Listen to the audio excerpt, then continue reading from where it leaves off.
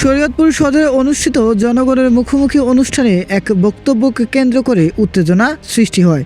এক পর্যায়ে ছাত্র অধিকার পরিষদের এক নেতার উপর হামলা ও মারধরের ঘটনা ঘটে।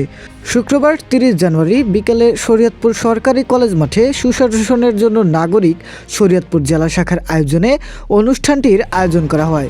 এতে শরীয়তপুর 1 আসনের সকল সংসদ সদস্য প্রার্থী অংশ নেন। অনুষ্ঠানে বক্তব্য দেওয়ার সময় বাংলাদেশ সুপ্রিম পার্টির এমপি প্রার্থী নূর মোহাম্মদ মিয়া 2021 থেকে 2006 সালের সময়কালের দুর্নীতির প্রসঙ্গ তোলেন। 1 থেকে 2006 সাল পর্যন্ত বাংলাদেশে দুর্নীতিতে প্রথম স্থান অধিকার করেছিলেন।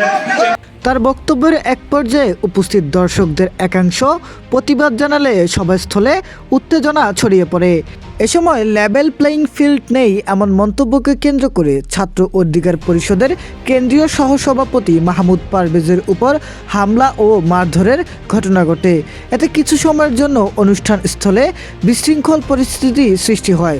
পরে আয়োজক, আইন শৃঙ্খলা রক্ষাকারী বাহিনী ও সংশ্লিষ্টদের হস্তক্ষেপে পরিস্থিতি দ্রুত নিয়ন্ত্রণে আসে। অল্প সময়ের মধ্যে পরিবেশ স্বাভাবিক হলে পুনরায় অনুষ্ঠান শুরু হয় এবং শান্তিপূর্ণভাবে কর্মসূচি শেষ করা হয়।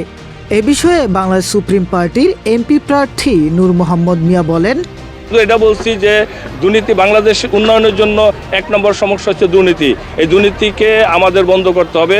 এই দুর্নীতি আমরা দেখেছি পিছনে 2001 সাল থেকে 2006 সাল পর্যন্ত দুর্নীতি হয়েছে। আমরা দুর্নীতি চাই না। এই কথা শুনেই তারা আমার উপরে আমার উপর ঝাঁপিয়ে পড়ে তারা আমাকে আক্রমণ করার জন্য।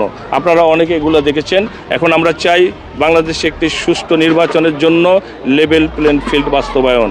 সরকারের কাছে আমার আকুল আবেদন, জরুরি ভিত্তিতে বাংলাদেশের সর্বত্র লেভেল ফিল্ড বাস্তবায়ন করা হোক এবং যারা উচ্ছৃঙ্খল এবং সন্ত্রাসী কার্যকলাপে লিপ্ত থাকবে তাদেরকে অনতি বিলম্বে আইনের আওতায় আনে বাংলাদেশে একটি সুষ্ঠু পরিবেশের নির্বাচন আমি আশা করি। এছাড়া শরীয়তপুর 1 আসনের বিএনপি মনোনীত প্রার্থী সাইদ আহমেদ আসলাম জানান, স্পেসিফিক কাউকে কোনো দোষারোপ না করে, কোনো দলের প্রতি দোষারোপ না করে সমীহভাবে সবাইকে কথার জন্য বলা হয়েছিল। যদিও সেই ক্ষেত্রে আপনার তথ্য ভিত্তিক না নিয়ে কথা বলা হয়েছে, যার জন্যই সাধারণ ওই থেকে দর্শকদের ভিতর থেকে কথা বলে এসেছে যে আপনারা প্রার্থীরা যে আচরণগুলো নিয়ে সুজন যেটা কাজ করেছে সেই সুজনের ওই যে নিয়ে কাজ করেছে ওটুকুর মধ্যে তাদের আসলে পছন্দটা কমছে। আমি ন্যাচারালি তো আশা করি নাই যে দর্শকদের ভিতরে এরকম একটা হবে। আমাদের প্রার্থীরা যারা আমরা ছিলাম তারা তো আমরা সুন্দরভাবে পরিবেশ বজায় রেখে কাজ করতেছিলাম, কিন্তু দর্শকদের ভিতরে এটা হয়েছে, এটা আসলে সত্যি আমি মনে করি যে এটা ঠিক হয়নি। আয়োজকদের পক্ষ থেকে জানানো হয়, গণতান্ত্রিক পরিবেশে প্রার্থীদের বক্তব্য ও জনগণের মতামত তুলে ধরতেই এই অনুষ্ঠানের আয়োজন করা হয়েছিল। তারা জানান, ভবিষ্যতে এ ধরনের অনুষ্ঠানে নিরাপত্তা শৃঙ্খলা আরও জোরদার করা হবে।